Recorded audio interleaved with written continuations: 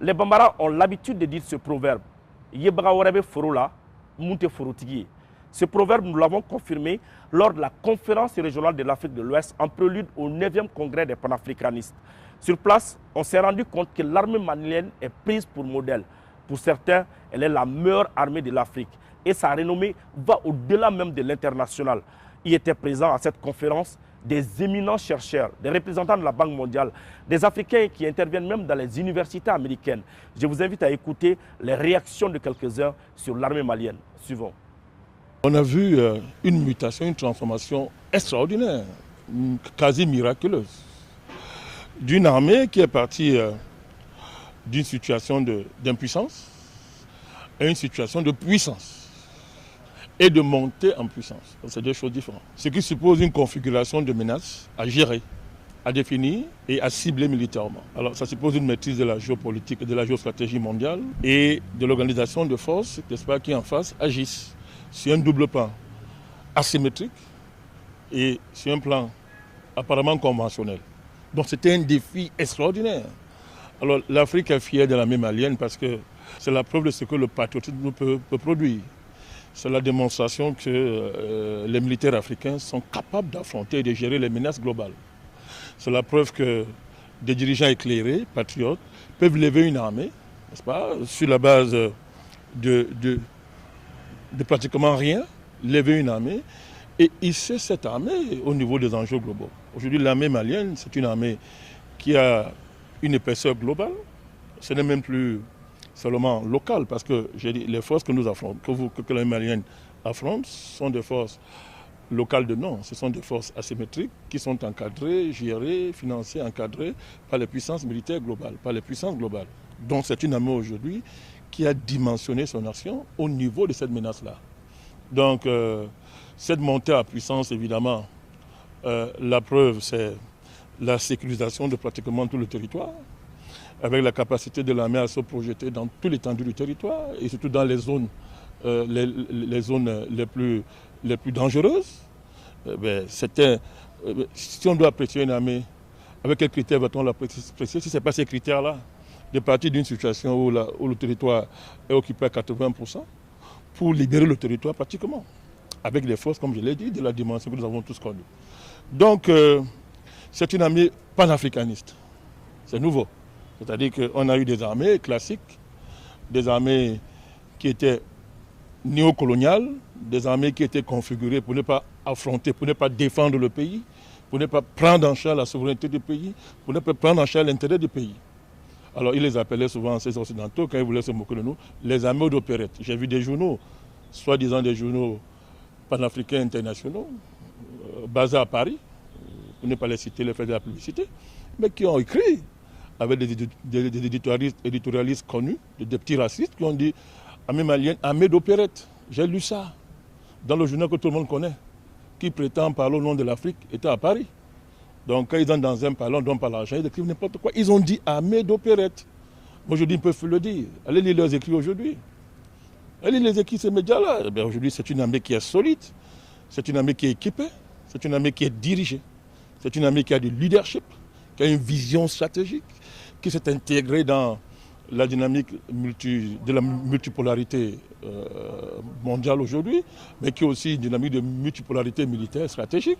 Cette armée a épousé tous, n'est-ce pas, ces enjeux nouveaux qui s'imposent aux militaires.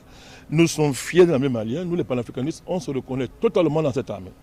Donc, la vision militaire du XXIe siècle, pour nous les panafricanistes, est inséparable d'une étude du cas de la mutation de l'armée malienne. C'est aujourd'hui un cas d'école pour les autres armées africaines du moment et puis à venir. Il est très important de préciser que l'Alliance des pays du Sahel a apporté à tous les Africains, je dis bien tous les Africains qui sont portés par la cause africaine, un élan de sursaut, une fierté, une dignité.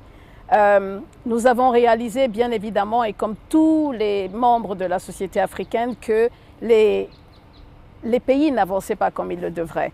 Et on se demandait qu'est-ce qu'on pouvait faire. On avait très peur quand on s'est rendu compte de la situation qu'il y avait sur le terrain. Et quand on a eu cet accord, qui en réalité est d'abord un accord de défense sécuritaire qui a été signé en septembre 2023, on s'est dit enfin, c'est génial. On a enfin compris qu'on est le gardien de son frère et que le Burkinabé, le Nigérien et le Malien vont se mettre ensemble pour pouvoir être forts face aux agressions de l'extérieur. Déjà, nous ne comprenons pas la raison pour laquelle il y avait autant de bases sur les sols africains. Nous ne comprenons toujours pas pourquoi les forces impérialistes ressentent le besoin de se retrouver sur les sols africains. C'est bien évidemment la meilleure décision qui a été prise était qu'ils quittent le sol malien le plus tôt possible, que ce soit eux, que ce soit la MINUSMA ou toute forme d'organisation qui ne sera pas là et qui ne participerait pas à des intérêts gagnant-gagnant avec les pays africains doivent partir. Alors en tant que membre de la diaspora, c'est très important que notre organisation soit là pour faire comprendre au monde entier et à tous les peuples de résistance que ce qui se passe au Sahel est injuste, que ce climat d'insécurité doit cesser et qu'on doit tous se mettre debout, tous en avant pour pouvoir apporter nos efforts. On dit en anglais « emotional break », on n'attendait que ça. Pour les panafricains que nous sommes, rencontrer ce grand homme est pour nous une bénédiction divine. Nous pensons vraiment et nous espérons qu'il sera là le plus longtemps possible jusqu'à ce que la paix soit retrouvée au Mali et dans les pays de la zone sahélienne. Il nous a fait comprendre en fait qu'il n'y a pas de développement sans sécurité. Donc le volet sécuritaire est un volet que nous devons vraiment adresser et la meilleure façon de l'adresser, c'est de sensibiliser l'opinion publique du monde entier. Sensibiliser les Maliens à la cause de l'AES on va avoir des difficultés, ce qu'on appelle struggle en anglais. On va encore probablement souffrir, on va probablement être attaqué, mais on doit rester debout, digne, face à nous-mêmes, ici, sur le terrain, mais aussi à l'étranger. Ils ne peuvent pas, les impérialistes, continuer à tuer le monde entier. On va tuer qui, on ne va pas tuer qui. Si on est tous ensemble, on a l'union qui fait la force. Donc je suis optimiste sur cette union, très optimiste sur cette union qui fait la force. Vous voyez ce qu'ils sont en train de faire à Gaza. Devant le monde entier, c'est du peuple dont il s'agit. Ce qui se passe là-haut et le qui, du pourquoi, du comment, ce n'est pas ce qui est important. Ce qui est important, c'est que les gens doivent arrêter de mourir. Si l'AES échoue, c'est tout le continent qui va de nouveau se déséquilibrer. Nous devons montrer au monde entier que nous sommes un continent uni, que la cause subsaharienne est une seule cause. Il faut souligner les succès de l'AES. Il est très important de montrer que depuis que, évidemment, nos présidents reprennent le contrôle de leur pays en main, les succès sont phénoménaux. J'estime qu'on ne peut pas être africain et ne pas se réjouir de ce qui est en train de se passer. C'est un moment historique. Nous sommes en train de réécrire l'histoire. Pour être honnête, nous ne savions pas que de notre vivant, nous verrions une carte se redessiner. Rien que d'y penser, on a des frissons parce que c'était l'objectif de tous les panafricains. Le Paris est en train de créer ce qu'on appelle, même sans être militarisé, un peuple de résistance, un peuple combattant. Et dans le Paris, nous avons des gens qui sont prêts à venir rejoindre les rangs au Sahel. À ce point, parce qu'ils ont pris conscience, avec l'éducation, avec les abus de l'impérialisme, avec les souffrances, avec ce que nous avons enduré sur des années, les peuples de résistance ont pris conscience, sont prêts. Et donc nous avons besoin de continuer ce combat, de continuer d'informer, de continuer de solidariser les peuples du monde entier et les Africains en premier sur la cause africaine. Ce n'est pas le moment de faire des petites guerres de terrain, la cause est trop noble. Ce n'est pas de moi dont il s'agit, nous ne sommes rien, c'est de la cause dont il s'agit. Et cette cause est beaucoup trop grande pour que nous ne soyons pas tous prêts à mourir au combat, tous en tant qu'Africains. Pour cette raison, nous sommes avec eux parce que nous savons que ça ne peut apporter que des résultats positifs. Et quand nous avons rencontré le président Assimi Goïta, qui nous a dit qu'on ne peut pas parler de développement ou de panafricanisme s'il n'y a pas de sécurité. Et donc, nous qui avons participé, nous tous, on a dit oui, effectivement, il a raison.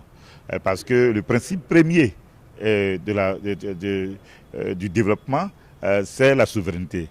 Mais le principe premier de la souveraineté ou de la survie, c'est la question de la sécurité. Et donc on sait ce que le Mali a vécu pendant plus de 10 ans avec la présence de toutes ces armées occidentales. Et donc on a vu que c'était une conspiration du monde occidental qui utilise le terrorisme comme une arme de déstabilisation des pays africains afin qu'on ait des États faibles, afin que les Occidentaux puissent continuer à dominer nos pays, à manipuler nos États, nos chefs d'État. Et j'ai été fier, comme des millions d'Africains et des peuples de descendance africaine, de voir que le Mali est en train de retrouver sa sécurité et sa souveraineté sécuritaire. C'est ça le plus important. Et si quelqu'un n'a pas les moyens de prendre des décisions en matière de sécurité, qu'il confie sa santé et sa sécurité à autrui, qui n'a pas forcément les intérêts de son peuple à cœur, donc tu te fragilises par rapport au fait que tu es dans les mains de ces intérêts qui vont te manipuler à leur souhait. Donc bravo aux militaires maliens, bravo aux dirigeants maliens, bravo au peuple malien qui a donné sa confiance au régime actuel. Et cela montre que le Mali, qui est le porte-flambeau du panafricanisme au XXIe siècle, le Mali démontre que pour réaliser tout projet de développement, pour réaliser toute vision du panafricanisme, il faut d'abord régler les questions de sécurité en toute souveraineté. Et c'est cela que nous apprécions dans les actions du Mali sous le régime du président Assimi Goïta. Les bases militaires coloniales et néocoloniales qui sont sur nos territoires sont la preuve qu'on est encore occupé. C'est la preuve que nous sommes des territoires occupés.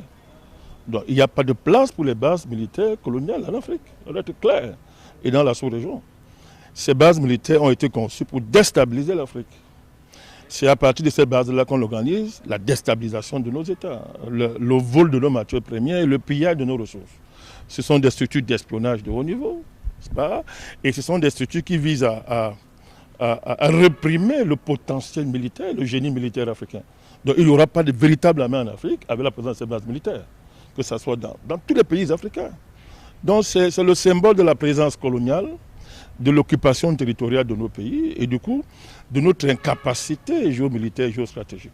Donc la définition d'une véritable armée panafricaniste, c'est d'abord la rupture du cordon ombilical avec ces bases militaires.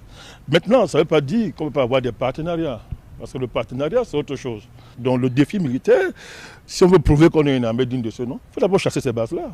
Et elles doivent quitter le territoire africain, quitter le territoire de nos sous-régions, rentrer dans leurs pays respectifs. Et après, si c'est possible que maintenant des partenariats militaires se fassent sur des bases de souveraineté respectées, bienvenue à ça. Mais pour l'instant, ce n'est pas le cas.